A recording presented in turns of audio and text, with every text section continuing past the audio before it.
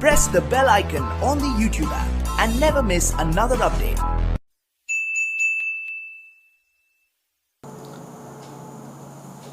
Hi students, welcome to Yash Academy, Karad. In this video, we will study the oxidation of alcohols, which is very important reaction of alcohols. Can you recall what is oxidation? In 11th standard, you learned in redox reactions what is oxidation. It is a process in which there is a oxidation or addition of oxygen, removal of hydrogen or increase in oxidation state. या तीन साधारणपणे आत्ता आपल्याला आवश्यक असणाऱ्या व्याख्या तुम्हाला माहित असणं आवश्यक असणार आहे. Now what is an oxidizing agent? Oxidation process is carried out by using oxidizing agent or oxidants. A substance which has ability to oxidize other substances. म्हणजे जो दुसऱ्याचं ऑक्सिडेशन करतो and itself undergoes reduction त्याला म्हणायचं oxidant or oxidizing agent. So oxidation of alcohols is carried out by using different oxidizing agents like chromic trioxide CrO3, also known as chromic anhydride. Second, acidified potassium dichromate, that is potassium dichromate in dilute sulfuric acid. Next, potassium permanganate in alkaline or acidic medium, dilute nitric acid, and pyridinium chlorochromate, in short called PCC. So these are the different oxidizing agents which are used to oxidize alcohols into corresponding carbonyl compounds or carboxylic acids. So before discussing the details reactions of oxidation of alcohols, हे सगळं शिकण्यापूर्वी या reactions अभ्यासण्यापूर्वी तुम्हाला सगळ्यात महत्त्वाचं काय माहित पाहिजे तर what is the exact structural difference between primary, secondary and tertiary alcohols. Primary, secondary, tertiary alcohols these are the monohydric alcohols. या प्रत्येकामध्ये नेमकं कशामध्ये फरक आहे जो ऑक्सिडेशनच्या दृष्टिकोनातून आपल्याला अतिशय महत्त्वाचा असणार आहे तो इथं आपण पाहणार आहोत. First of all, primary alcohols. This is the structure for primary alcohols RCH2OH.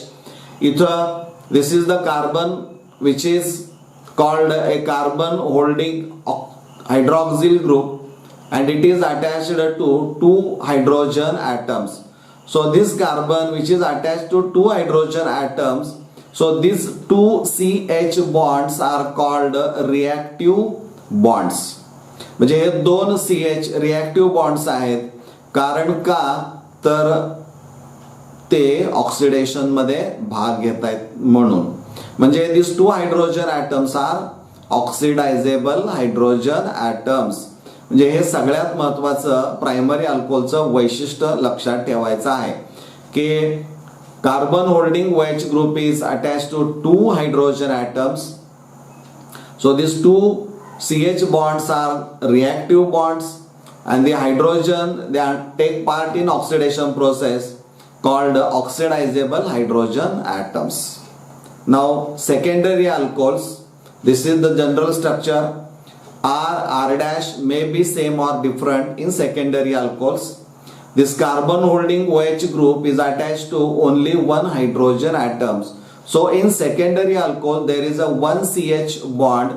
So this one CH bond is a reactive bond because it takes part in oxidation process. त्यामुळे इथं carbon holding OH group is attached to one hydrogen atom, reactive one CH bond and oxidizable hydrogen atom. म्हणजे हे primary आणि सेकंडरीच्या बाबतीमध्ये. आता tertiary alcohols हे structure पहा. carbon holding OH is bonded to 3 alkyl groups which may be same or different, but you will find that there is no hydrogen attached to carbon holding hydroxyl group. आणि मग जर असं असेल तर इथं carbon holding OH group is not attached to any hydrogen atom, so there is no reactive CH bond, so there is a no oxidizable hydrogen atom. त्यामुळे tertiary अल्कोहोलच्या बाबतीमध्ये oxidation जे होणार आहे ते इतर दोन प्रायमरी आणि सेकंडरी पेक्षा वेगळं आहे हे लक्षात घ्या. आणि हा जो स्ट्रक्चरल डिफरन्स जर तुमच्या लक्षात असेल तर पुढच्या रिएक्शन्स अभ्यासत असताना तुम्हाला कुठेही अडचण येणार नाही. बघूया आता आपण. पण हे सगळे बारकावे पाहताना तुम्हाला इतके मायन्यूटली बघणं गरजेचं आहे ते आपण पाहताना बघतोय. यासाठी तुम्हाला खऱ्या अर्थानं दुर्बीण लावावं लागेल, म्हणजे इतके बारकावे बघणं गरजेचं आहे. आता आपण ऑक्सिडेशन रिएक्शन ऑफ अल्कोहोल्स ह्या 1 by 1 बघूया. Primary, secondary, tertiary. First of all oxidation of primary alcohols. This 2 oxidising agents chromic trioxide और पिरिडिनियम क्लोरोक्रोमेट आर यूज्ड. पण हे केव्हा वापरतात बघा. हे 2 oxidising agents oxidation of primary alcohol साठी कधी वापरतात हे लक्षात ठेवणं खूप गरजेचं आहे. आता बघूया. Primary alcohol general structure RCH2OH, CrO3 और PCC. यापासून नेसेंट ऑक्सिजन आपल्याला मिळेल. ऑक्सिडायझिंग एजंट म्हणजे supplies nascent oxygen used for the oxidation. यापासून आपल्याला मिळेल अल्डिहाइड. म्हणजे primary alcohols on oxidation with chromic trioxide और PCC give aldehydes. See the structure RC double bond OH. हा अल्डिहाइड तयार झाला. म्हणजे या रिएक्शन मध्ये होतं काय, हा जो ऑक्सिजन ॲटम असणार आहे nascent oxygen atom combines with one of the reactive hydrogen, that is oxidizable hydrogen. म्हणजे इथं हा HO आणि हा H combine to form water molecule. हा वॉटर मॉलिक्यूल रिमूव्ह होतो आणि अल्डिहाइड तयार होतं. म्हणजे यामध्ये तुमच्या लक्षामध्ये येईल की oxidation reaction it starts with carbon oxygen single bond and ends with carbon oxygen double bond. या रिएक्शनचं वैशिष्ट्य आहे की रिएक्शन सुरू होताना कार्बन ऑक्सिजन सिंगल बॉन्ड पासून चालू होते, तर कार्बन ऑक्सिजन डबल बॉन्ड ला एंड होताना आपल्याला दिसते. So in short primary alcohols on oxidation with CrO3 और PCC give aldehydes. Now will see example. Ethyl alcohol CH3CH2OH, 2 carbon atoms. So this on oxidation with chromic trioxide or PCC gives acetaldehyde. CH3CHO contain 2 carbon atoms. So this oxygen atom combines with hydrogen to form water molecule so as to form acetaldehyde. This is the carbonyl compound. Now ethyl alcohol contain 2 carbon atoms and which on oxidation gives acetaldehyde also contain 2 carbon atoms. So we can say that primary alcohols on oxidation with CrO3 or PCC give an aldehydes containing same number of carbon atoms. आता तुमच्या लक्षात आलं असेल की अल्डिहाइडचे एक वैशिष्ट्य आहे की when exposed to sunlight or air undergoes air oxidation to form corresponding acid. पण या रिएक्शन मध्ये रिएक्शन जी असणारी आहे ती फक्त अल्डिहाइड स्टेजलाच थांबलेली तुम्हाला दिसते. म्हणजे त्याच्या पुढं ऑक्सिडेशन झालेलं दिसत नाही. त्यामुळे oxidation of primary alcohols to aldehydes जर फक्त अल्डिहाइड्स पर्यंत करायचं असेल तर you have to use this 2 oxidising agents. हे फार महत्वाचं इथं असणार आहे. हे पहा, primary alcohols on oxidation with chromic trioxide और PCC give an aldehydes. Oxidation stops at aldehyde stage.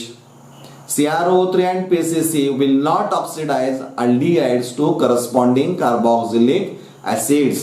हे खूप महत्वाचं आहे CrO3 आणि PCCच्या बाबतीमध्ये लक्षात ठेवणं. हे पहा, शॉर्ट मध्ये लक्षात ठेवायचं आहे. RCH2H, that is the primary alcohols are characterized by the presence of CH2OH group. So this on oxidation gives CHO. So CH2OH is converted into CHO by use of chromic trioxide or PCC. Now secondary alcohols, same oxidizing agent, chromic trioxide or pyridinium chlorochromate. Secondary alcohols, general structure, this on oxidation with CrO3 or PCC give ketones R C double bond O R dash. This is the ketone. So secondary alcohols on oxidation with CrO3 or PCC give ketones. हा oxygen जो असणार आहे it combines with this oxidizable hydrogen to form water molecule. Example पहा, isopropyl alcohol secondary अल्कोहोलचं उदाहरण ते आहे CH3CHOH हे isopropyl alcohol आहे. This on oxidation with CrO3 or PCC gives acetone CH3 double bond O CH3. हा oxygen जो असणार आहे तो it combines with oxygen combines with hydrogen to form water molecule. आता इथं जर तुम्ही पाहिलं तर isopropyl alcohol contain 3 carbon atoms and acetone also contain 3 carbon atoms. So secondary alcohols on oxidation with CrO3 or PCC give ketones containing same number of carbon atoms. जे हे या रिएक्शनचं वैशिष्ट्य असणार आहे. परंतु CrO3 and PCC will not oxidize ketones to carboxylic acids. फक्त इथं ही reaction कीटोनच्या stage पर्यंतच थांबलेली आपल्याला पाहायला मिळते. या रिएक्शनचं वैशिष्ट्य आहे. थोडक्यात कसं लक्षात ठेवायचं बघा.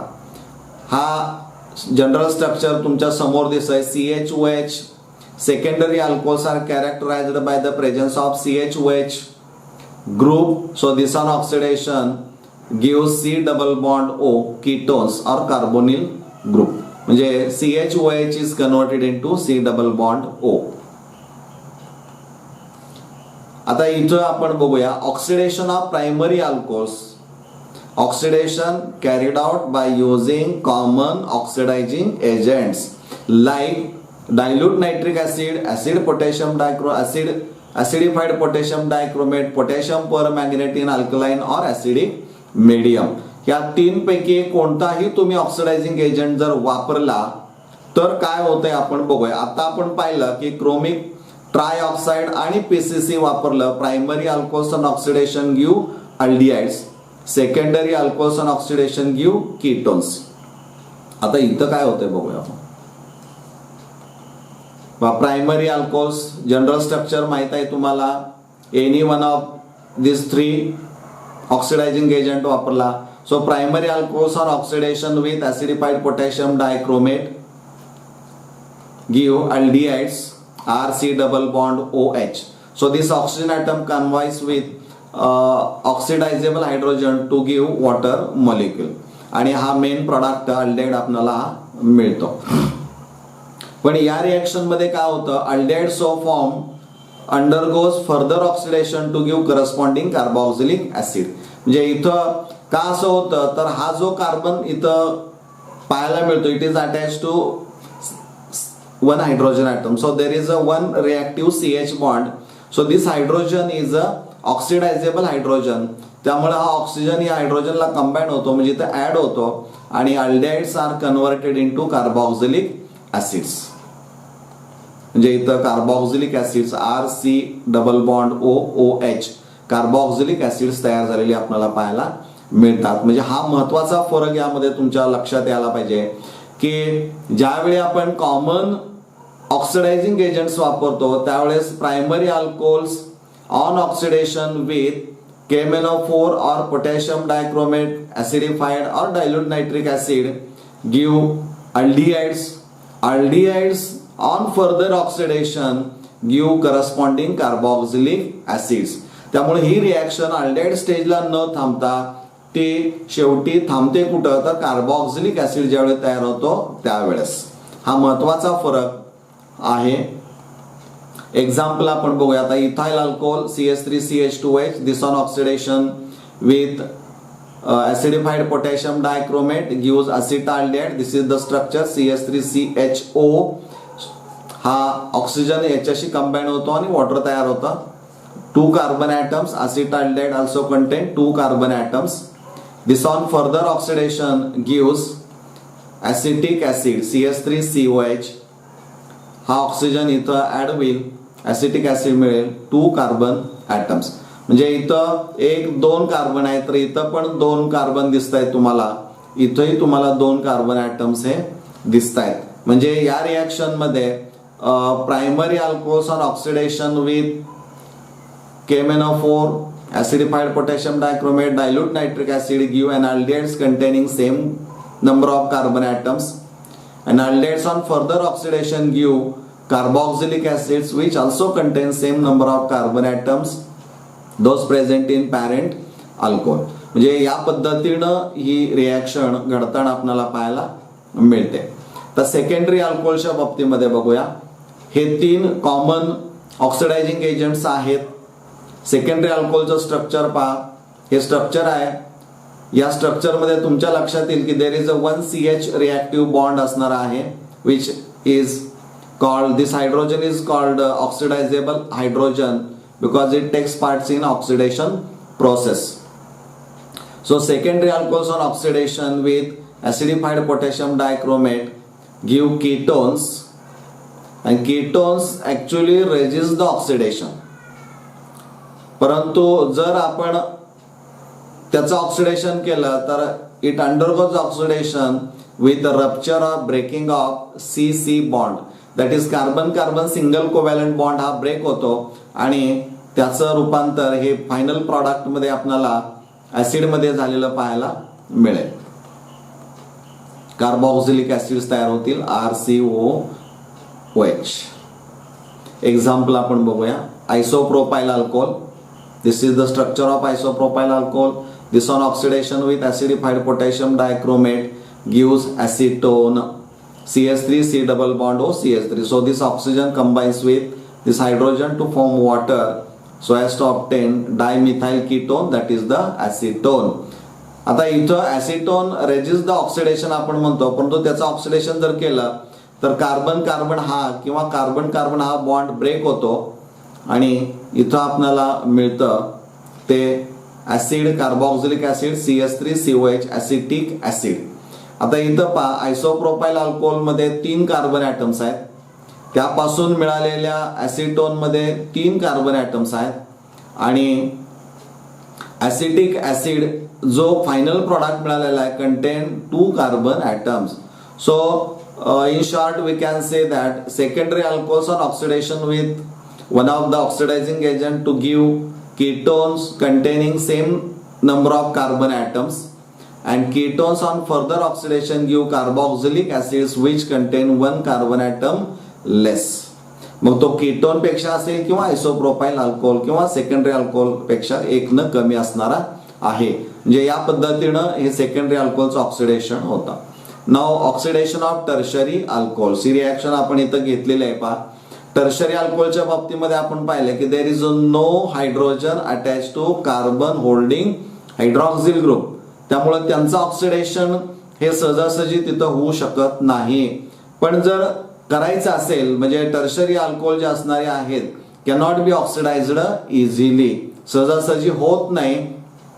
आणि ते जर करायचं असेल तर you have to use strong oxidising agents and high temperature. पण हे जरी केलं तर alcohol tertiary alcohols undergo rupture of breaking of carbon carbon bond. हा त्यातला फरक आपल्याला समजून घेतला पाहिजे.